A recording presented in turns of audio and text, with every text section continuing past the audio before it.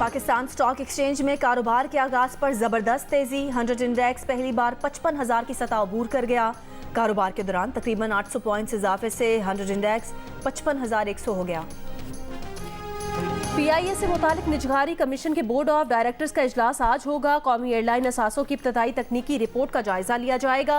हुकाम के मुताबिक PIA की निजकारी के लिए 8 बैनुल अक़वामी कंपनीज ने खिदमात की पेशकश की। PIA की निजकारी के लिए बोली आइंदा साल के अवाइल में होने का इम्कान। मैनेजमेंट कंट्रोल समेत PIA के 51% शेयर्स फरोख्त करने की तजावीज़ हैं।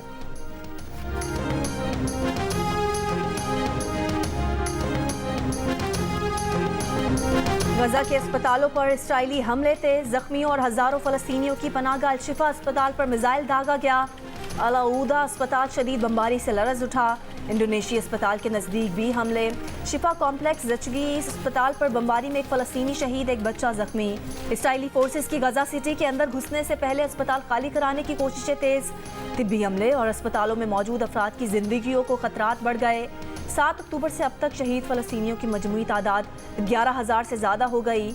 मगरबी किनारे के इलाके जनीन कैंप में इसराइली फौज दाखिल। चंद घंटों में 10 फलस्तीनियों का कत्ल।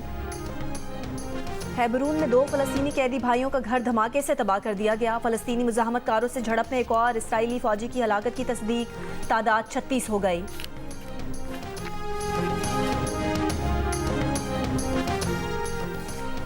इसराइल शिमाली गजा में इंसानी मकासद के लिए जंग में रोजाना 4 घंटे के वक्फे पर रजामंद। अमरीकी कौमी सलामती के जॉन कर्बी ने जंग में वक्फा अहम इकदाम करार दे दिया। बताया कि इसराइल आज से रोजाना 4 घंटे के वक्फे का ऐलान 3 घंटे कबल करेगा। इस दौरान गजा में कोई फौजी ऑपरेशन नहीं होगा। इंसानी इमदाद गजा में पहुंचाने और शहरियों को मुतासिरा इलाकों से निकलने का मौका दिया जाएगा। जॉन कर्बी ने कहा कि अमरीका चाहता है जब तक इंसानी बुनियादों पर इमदाद की जरूरत हो वक्फा जारी रहे। गजा में आम शहरियों के खिलाफ हमलों में शिद्दत के बाद जंग का दायरा बढ़ाना नागुज़ीर हो गया। ईरानी वज़ीर ख़ारजा ने खबरदार कर दिया। कतरी वज़ीर ख़ारजा से टेलीफोनिक गुफ्तगू में इंसानी इमदाद की तरसील। गजा का मुहासरा ख़त्म कराने और मुमकिना जंग बंदी से मुतालिक तजावीज़ पर भी तबादला ख्याल। इसराइल शहर एलात पर ड्रोन हमले के बाद इसराइल का शाम में हमला। गुज़िश्ता रोज़ यमन के हौसियों ने भी इसराइल पर खुदकुश ड्रोन दागने की वीडियो जारी की थी।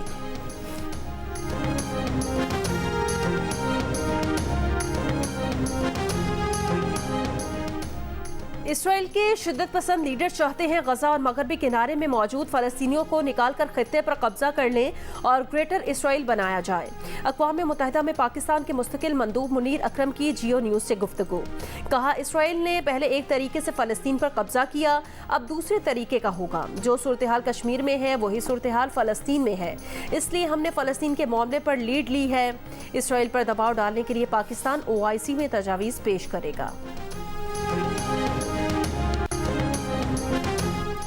पंजाब, बालाई खैबर पख्तूनख्वा, गिलगित बल्तिस्तान और आज़ाद कश्मीर में बारिश और पहाड़ों पर बर्फबारी। ठंड की शिद्दत बढ़ गई। लाहौर और गिरदोनवा में कहीं हल्की कहीं तेज़ बारिश। फ़ज़ाई आलूदगी और स्मॉग में वाज़ेह कमी। गुजरावाला, झंग, गोजरा, टोबा टेक सिंह में भी बारिश से फ़ज़ाई मेयार बेहतर हो गया। रावलपिंडी और इस्लामाबाद में बारिश और यालाबारी का सिलसिला रात तक जारी रहा। मलका कौसार, मरी में बारिश और बर्फबारी। मुजफ्फराबाद, ज़ेदी वादी नीलम, भिम्बर, हटियाबाला, चिकार और चकोटी में बारिश। लैंडस्लाइडिंग के बायस मुजफ्फराबाद से मानसहरा और इस्लामाबाद जाने वाली सड़कें बंद। नीलम वैली इशारा भी मुतासर। स्कर्दू, बाबूसर टॉप, नागा पर्वत और बटूगा टॉप पर वक्फे से बर्फबारी। बारिश और यालाबारी के बाद शिमाली बलूचिस्तान में मौसम सर्द। धानासर में 4 रोज़ बाद लैंडस्लाइडिंग का मलबा हटा दिया गया। यूब DI खान N50 कौमी शाहराह के दोनों तरफ ट्रैफिक जुज़वी मुअत्तल।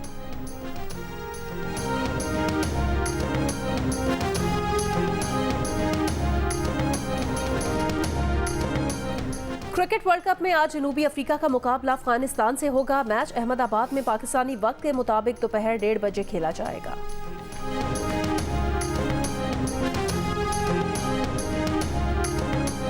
पाकिस्तान और इंग्लैंड का फैसला कुन मैच कल होगा। श्रीलंका की न्यूजीलैंड के हाथों शिकस्त के बाद पाकिस्तान के सेमीफाइनल में चांस न होने के बराबर रह गए।